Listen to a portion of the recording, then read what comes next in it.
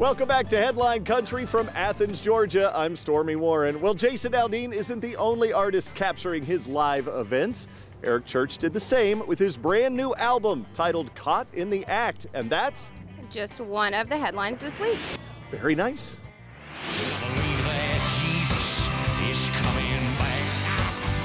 The same week, Eric Church took home an ACM win for Album of the Year. We caught the perfectionist singer backstage talking about another album he's extremely proud of, his very first live concert offering. We always want to make a live record, but I was worried about making a live record very far removed from what made us an act that was worthy of making a live record, which is small places, you know, theaters and bars and clubs. And I wanted to, before we got too far removed from that, I wanted to go back to that moment and feel it.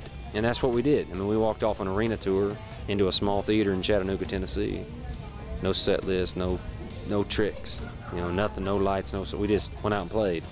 And it was all about the energy, it was all about the crowd, and you're relying on them to get you through. In stores now, Caught in the Act Live features 17 songs from all three of Church's studio albums, 2006's Sinners Like Me, 2009's Carolina, and his current ACM winning Chief. It's about the crowd that picks the moments, though. I mean, you can try to manufacture a moment, but the crowd is what dictates the moment. I've many times thought this is going to be the best part of the show, and it just bombs, you know. It's something else that becomes whatever the crowd feels, that becomes the moment. We were paying homage to the spirit of either wanting to be at the show or feeling like you were at the show. And after listening to it, I feel like we captured that. Church is currently on the road as part of Kenny Chesney's No Shoes Nation tour. It is my honor to welcome you inside this celestial space, the Country Music Hall of Fame. It's one of the highest honors bestowed onto any country music artist or industry veteran, induction into the Country Music Hall of Fame. And at a recent press announcement in Nashville, this year's class was revealed. Kenny Rogers, Bobby Bare, and Cowboy Jack Clement. The impact of it, I think, took a day or so to hit me. And then I went to work and I couldn't tell my band. The fact that it came, it was exciting for me. Here we are, Bobby Bare's in the Country Music Hall of Fame. It's kind of weird, you know, because I'm not sure where you go from here.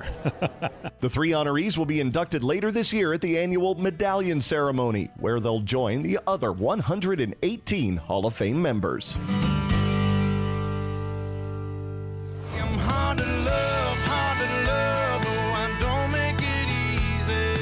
There's nothing hard to love about Lee Brice. After claiming the #1 spot with his latest single, I Drive Your Truck, the singer plans to celebrate yet another major milestone this month, his wedding. And as you might expect, Brice admits what he's most excited about is the honeymoon. I don't know if Sarah and I have ever actually had a vacation by ourselves. So our honeymoon is gonna be a real true vacation. I Drive Your Truck is Brice's now third consecutive chart topper. Following his nuptials, Lee will hit the road as part of Brad Paisley's Beat This Summer tour, which launches May 9th in St. Louis, Missouri. Visit headlinecountry.net for a complete list of dates.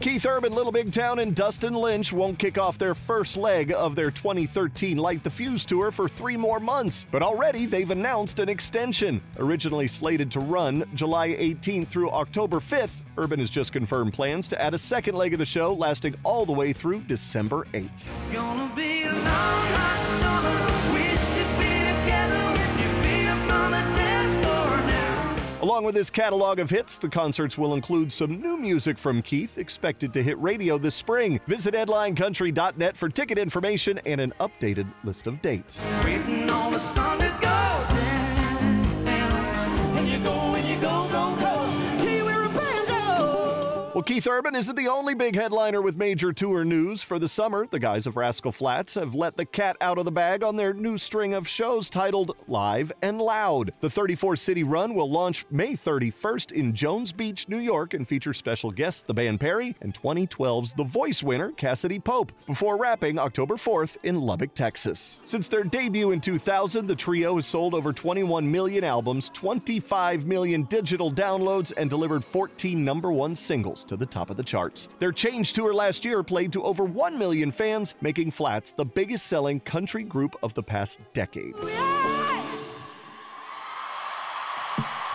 When we come back, it's taken a few years, but Gary Allan finally returns to the top of the charts.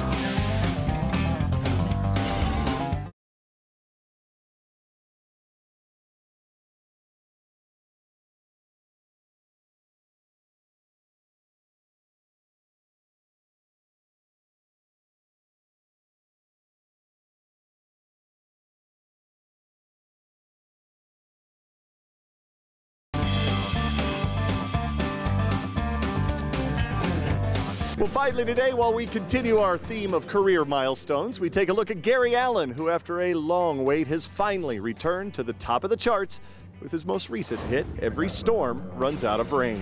I'm just sitting out here watching airplanes. 4 years after his last album release, Gary Allan isn't watching airplanes anymore. Instead, he's been watching his first single from his Set You Free album soar to the top of the charts. Every storm runs out of rain, just like every dark night turns into day. It had been a long time since we'd been in the game. I was sort of in a poker match with my label, and now it's over, and so this is the first one back. Just like every storm runs out of rain. I think we knew we had a hopeful, inspirational song, and we were aware of that when we were writing it. We talked about that while we were doing it, tried to make sure there wasn't like one negative line in it because it was all insinuating you've been someplace negative, and like just really tried to write a hopeful song. When they decided it was going to be a single, I was very excited. Thank you from the bottom of my heart. Along with celebrating his first official #1 as a writer, Gary also did something else for the first time, convinced veteran hitmaker Hillary Lindsey, who helped pen the song along with Matt Warren, to join in on the music video. Yeah, in the pouring rain, almost caught pneumonia. Thanks a lot. Yeah, I've been able to kind of step out from behind the scenes thanks to him, and it's been really fun. I've been loving it.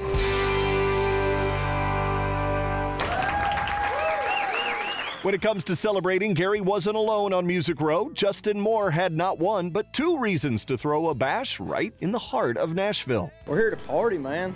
No, we're here celebrating the fact that we ended the year last year with Till My Last Day going #1, which is very, very exciting. And both albums that we've put out went gold, so we thought, man, let's just do it all together. Till my last day, till my last breath of everyone that can, I can love you the best. There's going to be a lot of people here today that have had a lot to do with our success, and this is a chance to go up and tell them how much we appreciate it. With a new single from his not yet named 3rd studio album out now and a headlining tour that kicked off last month, Justin is gearing up for a big 2013, but not without first toasting to all the success in 2012. It's our 3rd #1 record, but our first single that we've ever put out that I could call a traditional love song. I have to give the credit to my wife. She told me, she goes, I think it's time for you to do something different, like this song here. And I'm going, I don't know if we can pull that off. And you know, we're fortunate that country radio allowed us to veer off in that direction a little bit, and the fans went with us.